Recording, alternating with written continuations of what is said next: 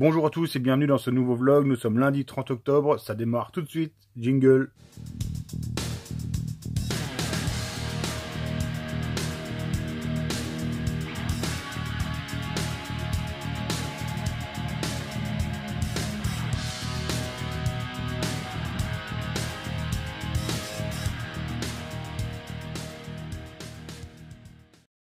Allez, avant de commencer la semaine, il faut que j'aille entre guillemets réviser mon compresseur.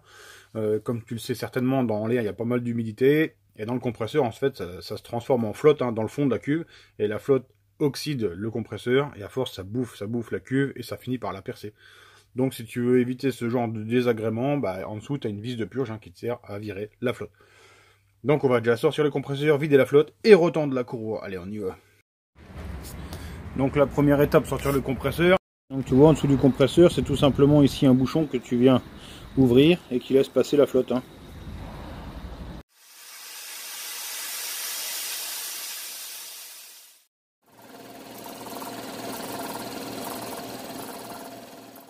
Tu vois, j'avais retrouvé un défiltre à air par terre, je comprenais pas pourquoi, ça avait carrément, je croyais que j'avais cassé, mais en fait ça avait fondu. Alors je vais te montrer pourquoi.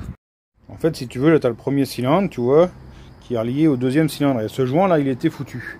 Donc il y avait une petite fuite. Alors si tu veux, le cylindre là il chauffait normalement, je sais pas, j'ai pas de notion comme ça, on va dire 50 degrés, mais celui-là avec sa fuite il chauffait énormément. Et c'est pour ça que ça a tellement chauffé que ça a réussi à faire fondre le manchon du filtre à air en fait.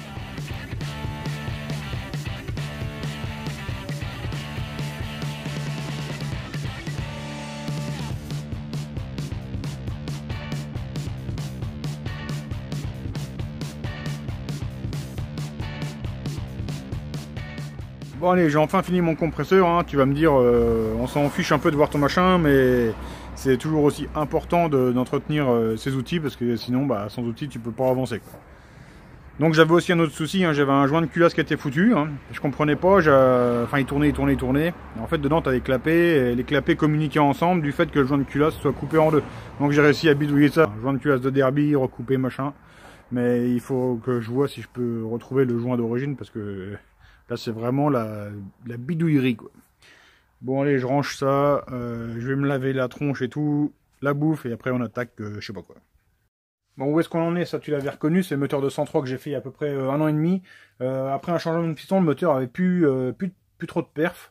Donc, il est revenu pour un contrôle, quoi, tout simplement. Donc, ça, je le verrai après. Je vais voir ce qu'ils ont fait exactement dessus. Le Piaggio, je peux pas avancer, j'ai pas de transmission. Le 70 face pour la piste, celui-là, j'attends toujours le piston, je l'ai pas reçu. J'ai des devis à faire à tout ça, c'est en cours, vous inquiétez pas, ce soir, vous aurez du neuf, pour ceux qui attendent des trucs de ma part là. Dans tout état de cause, là, je pense qu'on va partir sur le moteur C1 70.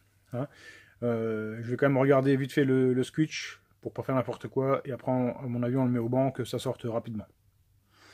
Allez, donc c'est parti là-dessus. Je vais quand même tomber le pot, regarder l'état du haut moteur par l'échappement, prendre le switch, prendre l'avance, pour être sûr qu'on soit quand même dans les clous.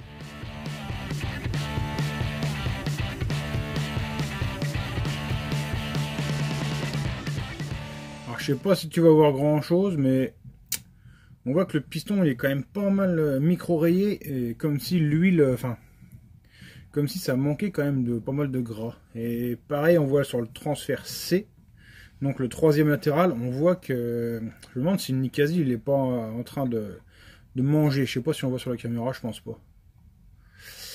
J'ai déjà regardé le squish aussi. Je pense qu'aujourd'hui je vais faire un malheureux. Je te montre. Tu vois le vélo? D'avant en arrière, et la bielle bouge pas. C'est mort. Je trouvais qu'il y avait beaucoup de jeux un peu partout, tu vois. Alors, qu'il y en a un peu, c'est normal. Je sais pas si tu vois dans le fond comment ça bouge. Je trouvais qu'il y en avait beaucoup, mais là, t'en as carrément en hauteur. C'est mort.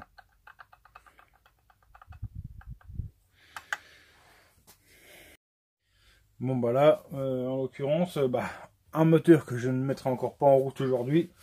Tout simplement parce que franchement, le vilebrequin est foutu.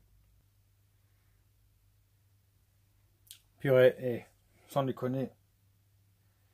Ils sont vraiment dégueulasses. Cette Testarossa, c'est un truc de fou. Là, il y a du boulot, tout refaire propre. Oh, aïe, aïe, aïe. Ah, c'est impressionnant comme c'est sec. Hein, j'ai pas dégraissé, j'ai pas nettoyé, j'ai rien fait. Hein. C'est vraiment, c'est secos. Alors, soit l'huile n'est pas de bonne qualité, soit il n'y en a pas eu, soit il n'y en a pas eu assez.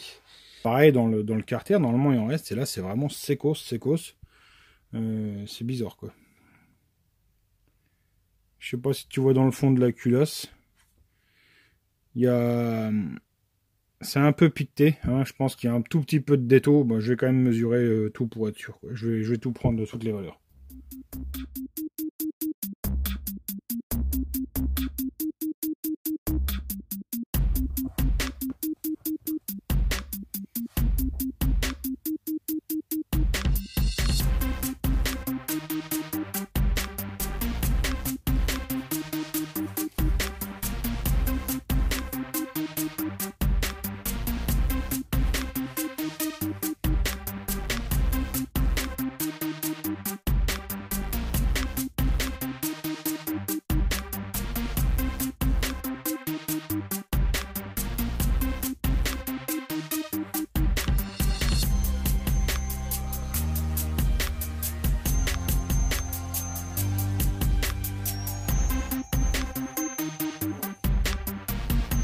Bon, qu'est-ce qu'on voit? Pas grand chose, hein.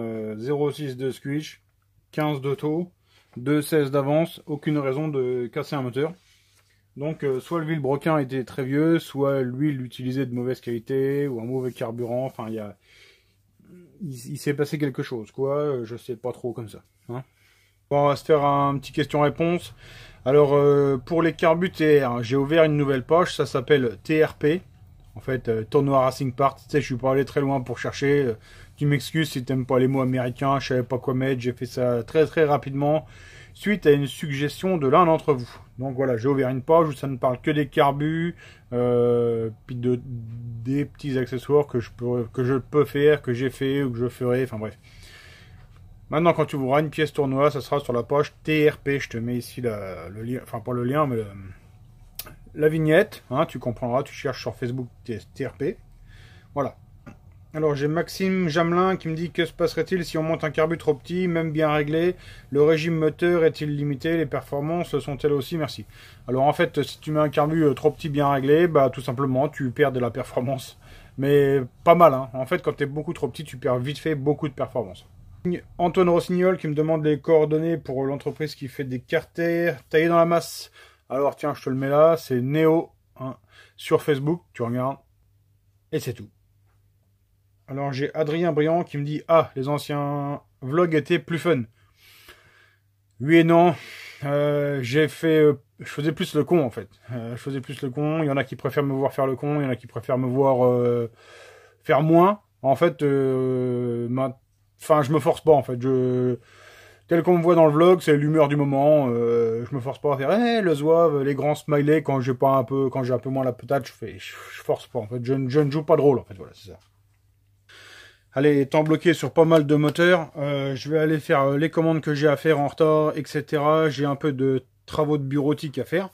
Donc comme d'habitude, je vous remercie de m'avoir suivi. Hein, toujours de plus en plus nombreux. On approche des 20 000. Nous sommes lundi, donc lundi c'est point Tipeee. Alors là c'est un gros mois, hein. Vous êtes 11 tipeurs, mais il y a eu, ça a arrosé sec, donc franchement, bah merci à tous, hein, de m'aider. Pareil sur PayPal.me, franchement merci à tous. Allez, je vous souhaite de passer une bonne soirée, on se retrouve demain. Bye!